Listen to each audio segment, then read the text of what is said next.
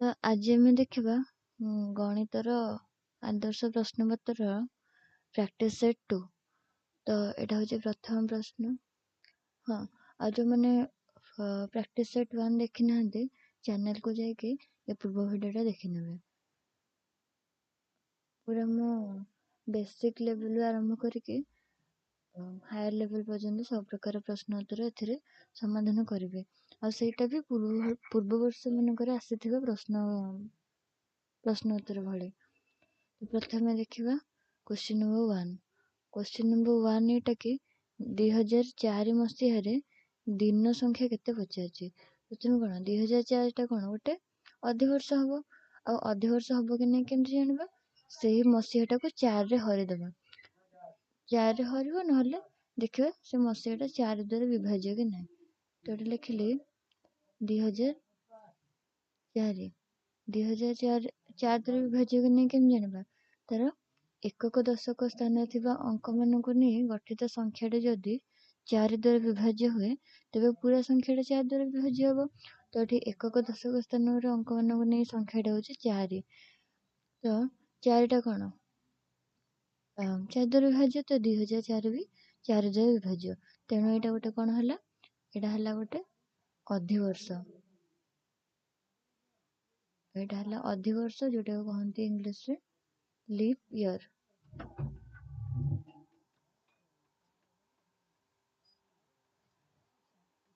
ତ ଅଧିବର୍ଷର ଦିନ ସଂଖ୍ୟା କେତେ ହବ?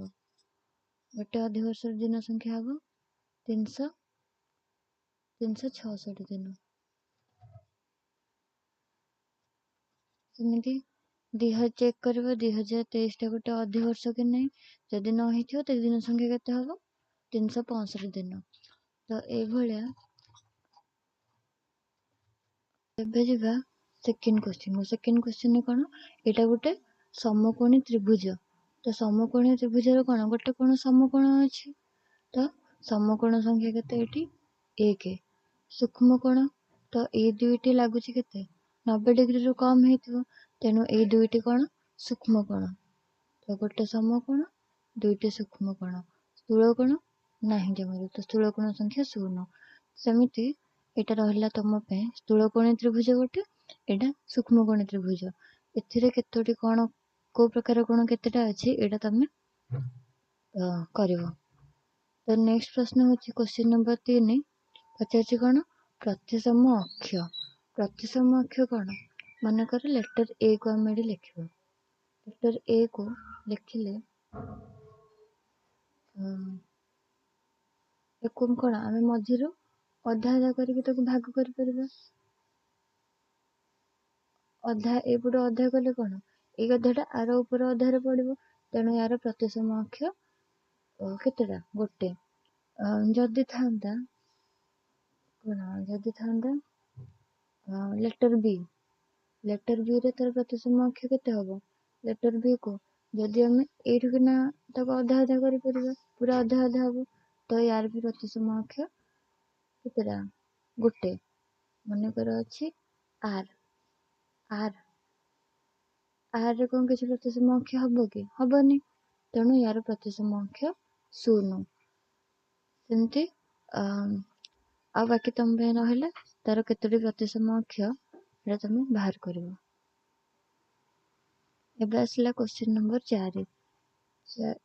କ୍ୱେଶ୍ଚିନ୍ ନମ୍ବର 4 କ'ଣ ଦେଇଛି? ଗୋଟେ ଆୟତଚିତ୍ରର କ'ଣ କ୍ଷେତ୍ରଫଳ। କ୍ଷେତ୍ରଫଳ କେତେ? 36 ବର୍ଗ ସେମି। ହେଲେ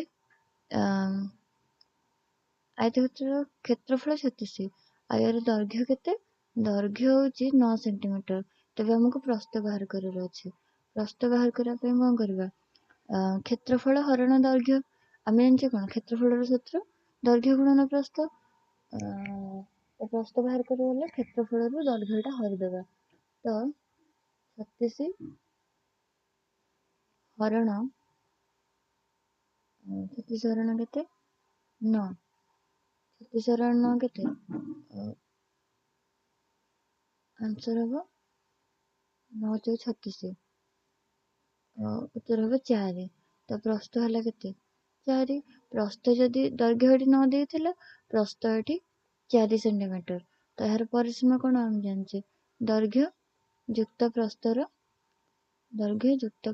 कौन 2 गुण।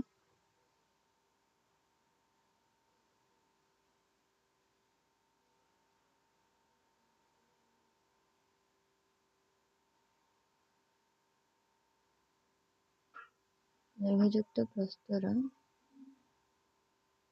2 गुण। 5 नंबर सहज अच्छे गोटे आयतचित्र दैर्घ्य देती 11 मीटर प्रस्थ देती 3 मीटर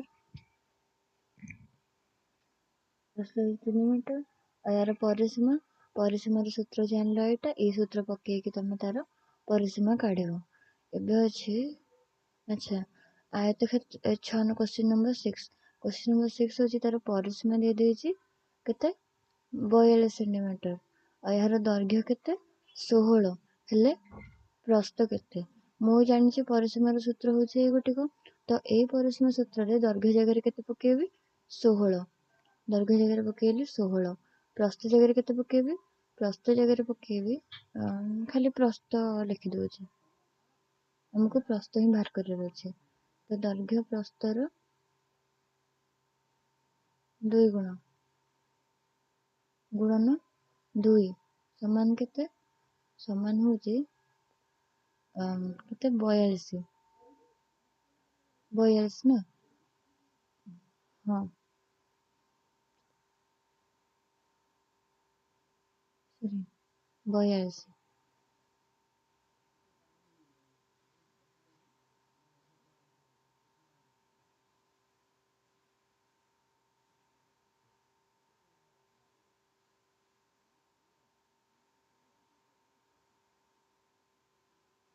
दुईटा कौन ये गुणा है अच्छे दुईटा एपटू आसले कौन दुईटा हरा हो तो 16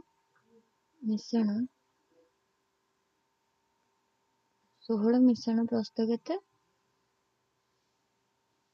16 मिश्रण प्रस्थ होची 21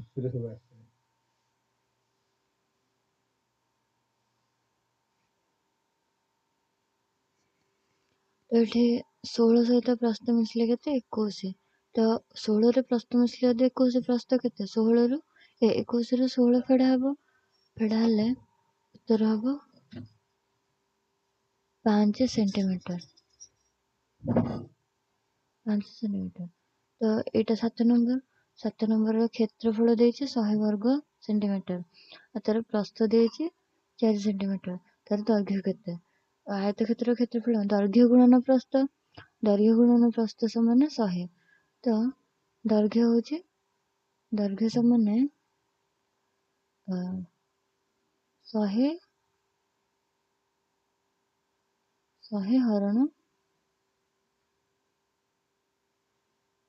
हरण 4 केते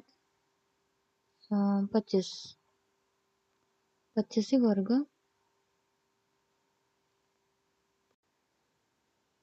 दुईटी संख्यार लसागु एबे 8 नंबर प्रश्न दुईटी संख्यार लसागु 24 गसागु 2 और सेମାନଙ୍କ ମଧ୍ୟରୁ गोटे संख्या 8 हेले अन्य संख्याटी केते बोली पचारिछि।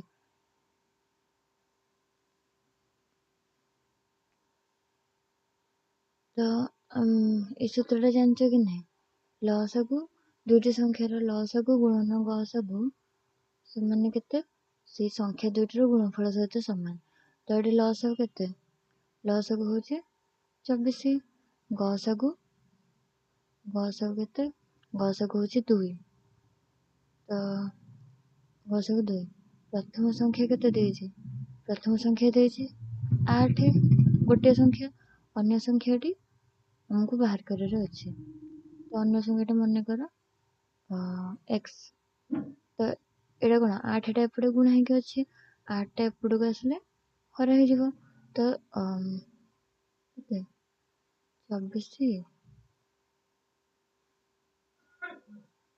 24 गुणन